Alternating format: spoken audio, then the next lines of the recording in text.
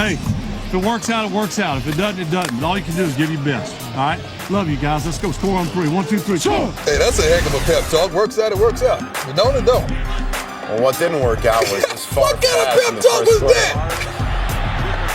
You mean you wouldn't be fired up with that? No. I mean, Favre, you've seen a lot of Mangini head looks like that.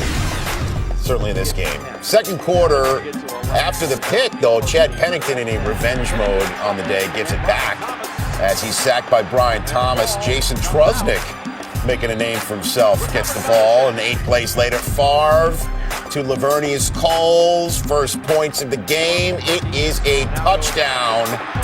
First down, shell across, go to the pylon for the touchdown. The Jets miss the extra point. 6-0 Jets on top. 2 possessions later for the Dolphins, 3rd and 5 from their own 45. Pennington seemingly dead to rights, but he scrambles away, and Anthony Fasano, he finds him for a first down. Great awareness, knowing where all of your targets are in checkdowns. And then 3 plays later, Pennington goes vertical to Ted Ginn. This is something Chad Pennington is not known for. He's known for throwing between the numbers, but he has the ability to go deep as well. And that's the man who went with Favre instead of him back in the preseason, and Pennington's on top 7-6, 2 minutes to go in the half. Here's Favre. Rolling out. Make the tackle. Philip Merling, a pick six, 14 Dolphins points in just 15 clock seconds. And Favre, trying to make the tackle, seems to hurt his shoulder. Looks like he tries to strip the ball out of here, and he misses, obviously, and he jams that right shoulder on the turf. You know, it's a thrown arm with a lot of miles on it. It's maybe not as healthy as led to believe publicly, but Favre holding it, comes back out with less than a minute to go in the half and finds Coles over the middle, and this led to 3 points before the half, so the Jets have some momentum going to the locker room, even though they're down 14-9. Second half we go. Dolphins open in possession, they're punting. They're punting, and now they're running the other way. Brandon Fields finally corrals it after the punt goes over his head. A rare turnover on downs for the Dolphins, and 5 plays later, Little Leon's getting larger in the end zone. Jets go for 2 after that and get it, so they're back with the points. 17-14. Flea flicker. Next Dolphins possession. Pennington deep to Ginn, who makes a play. This is the big play receiver that Ted Ginn has to be. That's why they took him so high in the draft a couple years ago. 5 plays later, Pennington, nice touch pass to Fasano to go on top. 21-17. The ball was thrown outside. He turned all the way around to locate that thing. What a great concentration on the catch. Pennington, 22 of 30 for 200 yards, no interceptions, 2 touchdowns on a very important day for him. And then the Jets have a punt blocked. This led to 3 more Miami points, so the Dolphins are up a full touchdown with 9 minutes to go, and Favre needing some magic on 2nd and 22. Chancey Stuckey spins inside and picks up the first down, move the chains. 5 plays later, 3rd and 10 again. Favre, Coles, first down, gets out of bounds, move the chains again. Next play, 1st and 10 for the Dolphins, 29. Quick snap, Favre, pick. I can't put all that one on Brett right now. Coach, it was a hot read. He's trying to get it to his hot receiver, and it went straight through his hand. Oh, boy. 3rd pick of the day for Favre. 17 ticks to go. Favre's first completed pass of his career was to himself. His last crack of the arm in the NFL may just be an illegal forward pass. Paid for that one. Taking a hit. The only thing missing from these final moments was a Stanford band, but it was sweet music for Tony Sperano. The Dolphins win the AFC East, and Brett Favre could be done. Hey, it's time to talk some NFL football picks. Let's revisit Week 13. Terrible week for me. Coming off an 8-6 week, not very good. Got even worse. I went 6-10 last week. And that's pitiful. But now, in my defense, there were a few games that really I didn't see coming. And that was, I don't think anybody picked the Bengals to whip the Jets. And there was another upset in here that I don't think anybody, probably the Texans over the Patriots. Nobody probably saw that coming either. Still, we got to do better than 6-10. So let's get into Picks for week 14. As usual, I made my Thursday night pick on Thursday night on Facebook, and that was the Cowboys at Bears. The Cowboys, of course, lost, taking me to 0-1 already. And I tell you, when it's a single game, it seems like I'm just jinxing teams when I pick them on Thursday night. So for the rest of the season, I think if you want me, I'll put out my services to the highest bidder. If you want me to jinx the other team, then whoever offers me the most money, I will jinx the other team by picking them. So if you, this week or next week coming up, see, we got the Jets at Ravens. So if you want me to jinx the Jets, I'll pick them. You just tell me how much you want to pay, and I'll pick them. And now money back guarantee, or not even money back. If I pick the Jets and they win, then you don't owe me anything. But if I pick the Jets and they lose because you want the Ravens to win, then whatever you offer, I will take. How does that work? So if you want a little extra juju, a little extra jinx on your opposing team, offer me some money, and I'll pick them on Thursday night, and we'll all be happy. Let's get back to this week's. Colts at Buccaneers. Ever since Jacoby Brissett came back from injury, he has not been very good. I think this is the week he kind of gets things going again, and I this is as much a vote for Frank Reich as it is for Jacoby Brissett. I think he knows the Colts really need this game. I think they'll put in a game plan that will allow him to maybe manage the game a little bit better and not do the turnovers quite so much. And I think the Colts will. It may not be an easy game, but they'll win this week down in Tampa Bay. Ravens at Bills. I think we're due for an upset. Now, I know some other people are picking an upset. I was watching some YouTube earlier in the week, and there were a couple guys saying that, you know, the Bills have had a lot of rest. The Ravens had a very physical game with the 49ers. I'm picking the Bills, but for a little bit different reason. I think the Bills will be the first team that will shut down all the running. Or at least they'll contain the running to a point where they will put the Ravens in some positions where they will need to convert passes on third down. And this, to me, it will be one of the games that will show, is this offense, this running offense with Lamar Jackson, is it legit? Is it going to be able to be an offense that has a potential to run them all the way to a championship? And I think because what will need to happen is that Lamar Jackson will need to show that he can make the throws that are necessary to keep the chains moving. And if he can do that, this is a very scary Ravens team. And I think the Bills will challenge them here. And yes, I'm picking the Bills. Maybe I'm picking the Bills a little bit for the same reasons that these other guys are. Because the Ravens are probably due a bump in the road. And I think they maybe run into it here. And then what'll be important is to see how they bounce back once they've had that bad game. And I think this is that bad game. So, Bills over the Ravens. Lions at Vikings.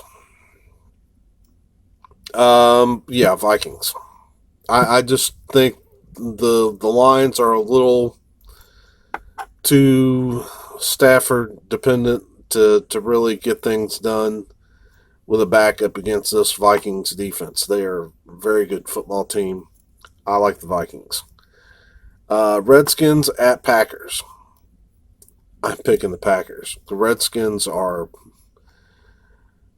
just not that good of a football team. And I think the Packers will shut down their offense. And it's in Green Bay. Packers are playing a lot better than they were earlier in the year. Yeah, I like the Packers. Broncos at Texans. Really, I mean, if the Texans beat the Patriots last week, how are you going to pick the Broncos over them this week? I just don't see the Broncos have a new quarterback. Can't even remember the kid's name. We'll see what he can do, but yeah, this Texans team is, at least on offense, is a scary football team. So we'll see what happens, but I really feel like the Texans are going to take care of the Broncos this week. 49ers at Saints. Perhaps a game of the weekend, though that Ravens-Bills game looks awfully good. 49ers coming off a tough loss. Saints playing the Saints in New Orleans. I think Drew Brees lights them up. It may not be an easy game, but I think Brees gets his and gets the W there. So I'm picking the Saints over the 49ers. Bengals at Browns. Yeah, the Bengals are terrible. I don't care what they did last week. That had to be a fluke. The Browns, up and down, inconsistent. I'm not saying the Bengals don't have a chance to win this game, but if the Browns play relatively well, I think they take it. Browns over the Bengals. Panthers at Falcons. Oh, this is tough because the Panthers, they changed coaches. Who knows who'll start at quarterback? Then you got the Falcons. I actually had the Panthers marked. I think I'm going to take the Falcons. I think Matt Ryan will find a way. Panthers are still searching. I think I'm taking the Falcons at home over the Panthers. Dolphins at Jets. Yeah, I'm going with my Dolphins. Jets show that they like to lay down for teams that aren't that talented. I admit we're not that talented, but this team's playing with a lot of heart. Jets, not so much. I'll take heart any day. Dolphins over the Jets. Chargers at Jaguars. Two teams not really doing much of nothing. And Chargers having to come all the way from the West Coast for this game. Jaguars will put up enough to take care of them. So I'm picking the Jaguars over the Chargers. Chiefs at Patriots. This may be this pick right here, man. And we got 49ers, Saints on one hand, we got Chiefs and Patriots here. I'm picking the Chiefs. And this is why. People were I watched them again, watching videos on YouTube. Some of the guys are saying, well, it's time for Brady. This is a bounce back game for Brady. And they talked about how neither the Patriots or the Chiefs offenses are functioning properly. Here's my take on it. The Chiefs have all the components they need. They just need to get it all together, like they were talking about. They'll be okay. The Patriots, on the other hand, I don't know what magically they're supposed to turn on. They really don't have the outside weapons. That's why they were trying so desperately to get Antonio Brown at the beginning of the season. They don't have a lot of weapons, and where are they going to get them from? I don't know that they can fix, their defense. If their defense does not bring their A game, they are a very vulnerable football team because that offense is not playing the way it should be. If that defense wasn't so smothering, they wouldn't have the record they do. They are really riding that defense. So, I think the Chiefs surprise everybody. And then this will be the big game that we're talking about all week. Chiefs upset the Patriots in Foxborough. I'm calling it. Titans at Raiders. How about Ryan Tannehill? Man, wish he could have played that good, that long, that consistently for us. Again, though he hadn't played all the entire season. But he looks great. And the Raiders, they're so inconsistent. But the Titans really have looked a lot better with Tannehill at quarterback. I'm picking the Titans over the Raiders. Steelers at Cardinals. I don't know that the Steelers can keep trading off quarterbacks and keep doing what they need to do. And I think Murray is maturing and getting better with each and every week. So I'm picking the Cardinals over the Steelers. Maybe that's considered an upset. I don't know. But I think the Cardinals take the Steelers. Seahawks at the Rams. The Rams are another one of those teams whose offense doesn't seem to be functioning on all cylinders. They need to get it fixed. They need to get it fixed quick. The Seahawks are a tough team to get that fixed against. And I don't think they quite get it done. I'm picking the Seahawks over the Rams this week. And finally, the Monday night game, Giants at Eagles. I think this is the Eagles, again, another one of those teams that you look at and you wonder why is this team struggling as much as they are? But they're playing the Giants. I think they get it done. And then we'll see, they'll still be in it, and we'll see what they get done as we run up to the playoffs. But I got a feeling whoever wins that NFC East, they're going to back into the playoffs, and I don't expect them to get very far because the rest of the conference is just with the 49ers, Saints, Seahawks, Packers. Yeah, whoever makes it in the AFC East, they're a footnote anyway. So, all right, those are my picks. I'm going to hurry up and try to get this up. At this point, I doubt I even make kickoff. It is 12:38. So, hey, have a great Sunday, and we'll see you soon.